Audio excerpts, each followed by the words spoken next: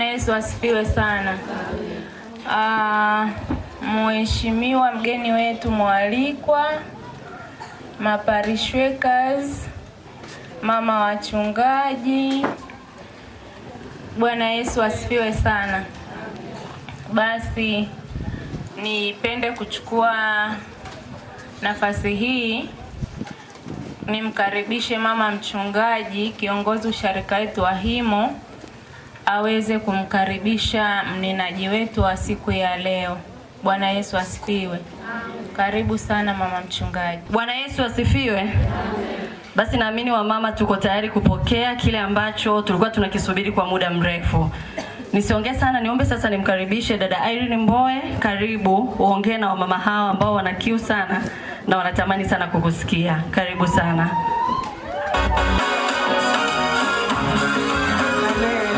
Amen. Mungu alinipa neema ya kukaa kwenye ndoa miaka 23 kabla mume wangu hajatawaliwa. Kwa hiyo niliweza kukaa miaka 23 ya ndoa, nikakaa miaka 6 ya ujane mpaka sasa hivi ni mjane, lakini mjane mrembo. Bibi upo? Naeleweka sieleweka? Sawa, wangu una mume. Kwa nini umenuna?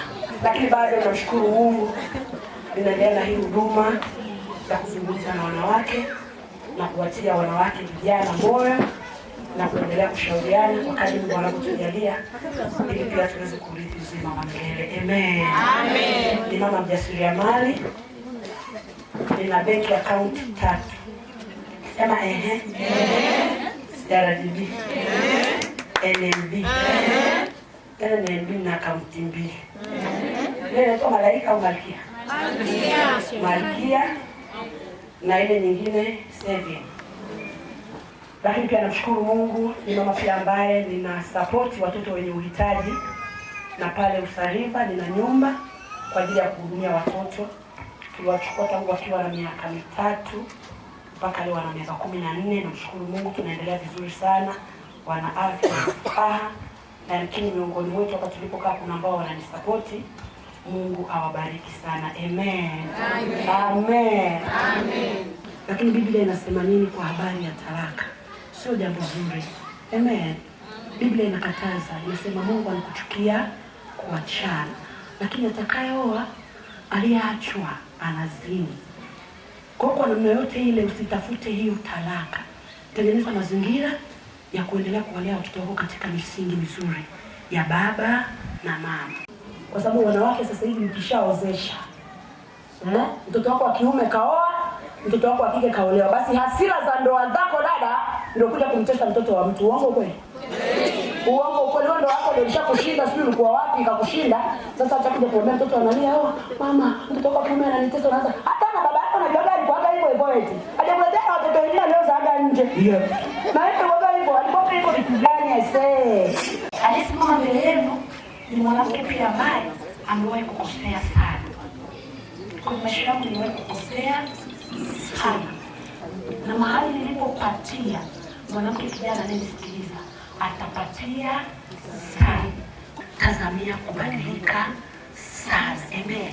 Kwa sababu mara baada ya mimi kuamua kuishi kwenye hilo fundisho, nilijiona nikiendelea sana, nilijiona nikiinuka sana, na nilijiona nikifanikiwa sana. Amen.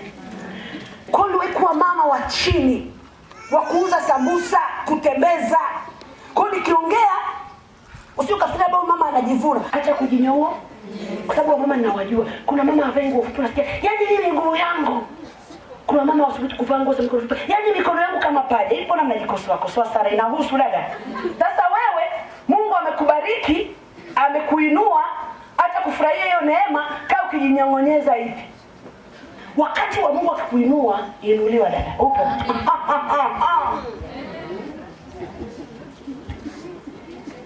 Haleluya. Amen. Haleluya. Amen. Kama Mungu amekupa neema, una gari, masharti yafuatayo. Hilo gari umeshamaliza kulipa mkopo, unaruhusiwa kuvaa miwani. Kama Mungu amekuinua, narudia tena, amekupa gari. Haleluya. Amen. Na hilo iwe la kununuliwa na mume au la kununua mwenyewe. Cha msingi uwe umemaliza mkopo, ni kuruhusu kuanzia leo hakikisha ukosi miwani meusi kwenye gari lako. Sema haleluya. Na hii miwani kazi yake ni moja tu. Kioo usifungue chote mpaka chini. Hakikisha miwani ilipoishia na kioo upande wa dereva ndipo kinapo. Haleluya. Amen. Watu barabarani wanapokusalimia, tafadhali usitumie kinywa sana kupayuka. Tunasemaga haleluya. Unasalimia namna. Kama unanielewa. Na tunapoendesha magari yasiyo na mikopo, baada ya Bwana kutuinua, unapoendesha gari hakikisha mkono ukishika steering usikuje kama mkono hivyo, usiendeshe gari hivi. Seti kitu chako vizuri, rudi nyuma kidogo, nisaidie kunyoosha mkono wakati mgongo umewekelea. Kwa sababu ulitabika kupata hilo gari unless umetumia hila kujipata. Ifurahie gari lako. Haleluya. Amen. Umenielewa?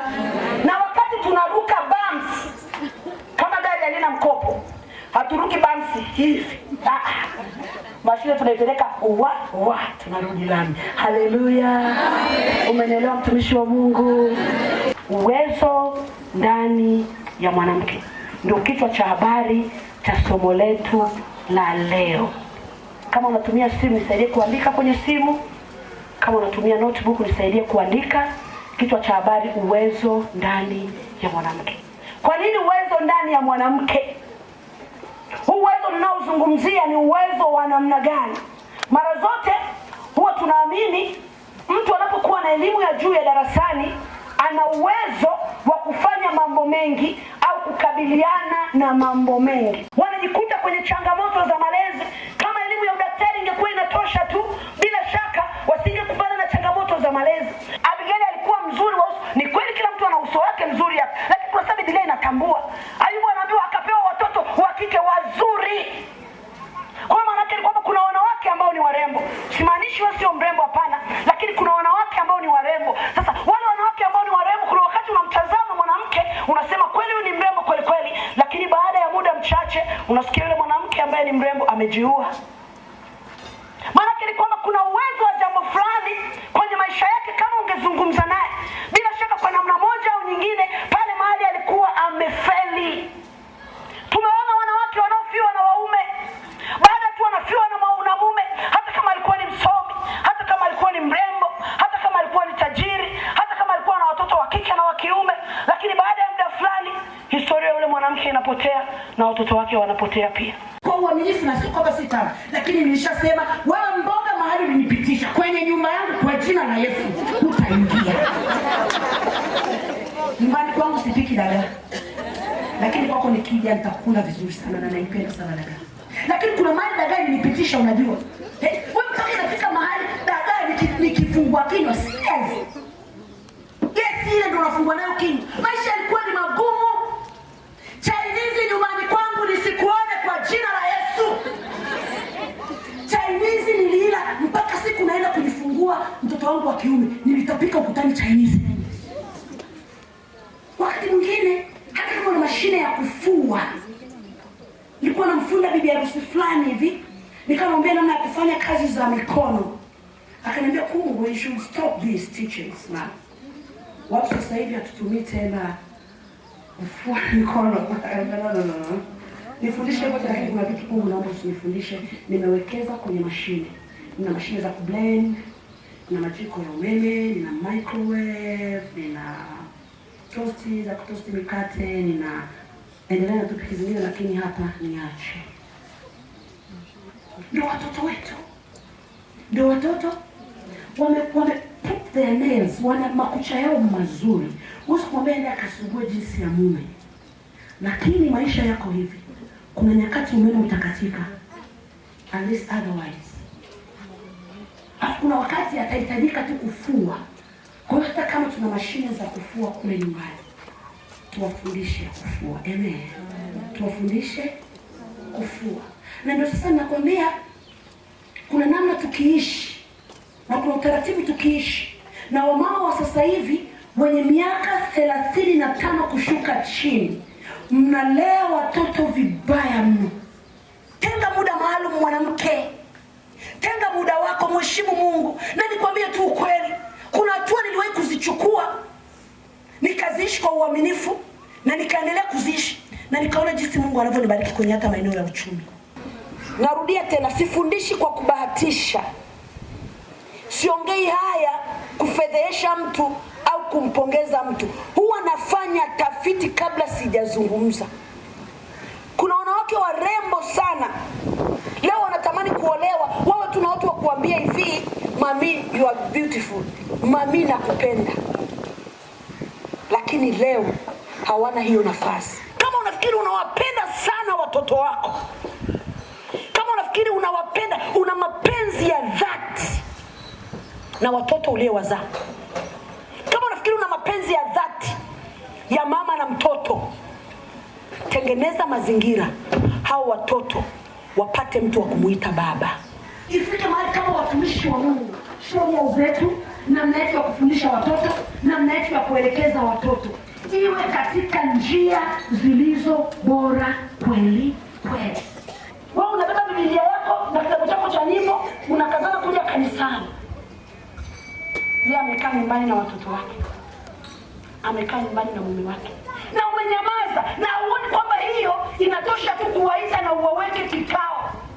Kani wa mama mnamjua Mungu na mna hofu kweli ya Mungu, binti asiyoenda kwa utaratibu, muiteni muone kama mabinti wa kanisani hawatabadilika. Mkiwa na msimamo mmoja, Mungu atusaidie sana. Mabinti wanaamua tu kuacha ndoa wanapotaka. Yaani wanaamua tu kuacha. Tunawaachia watoto wetu urithi wa namna gani? Amen. Naomba usimame. Nataka uende tu mbele za Mungu kwa dakika chache kabla sijamrudishia MC hii mic. Mshukuru Mungu kwa kongamano zuri. Baba yetu na Mungu wetu, Mfalme mtakatifu, tunakushukuru. Tunasema asante kwa neema yako. Asante kwa kongamano zuri ambalo umeachilia kibali. Wanawake hawa walijiandaa kwa muda mrefu. Asante kwa sababu itakuwa ni hazina njema kwa vizazi vyetu vijavyo. Asante kwa uongozi uliopita, uliuwezesha Bwana wakafanya yale aliyoyafanya, na vizazi vyetu vikarithi mambo ambayo ni chanya. Katika jina la Yesu tumeomba na kuamini na kushukuru, na wote tuseme amen. Amen.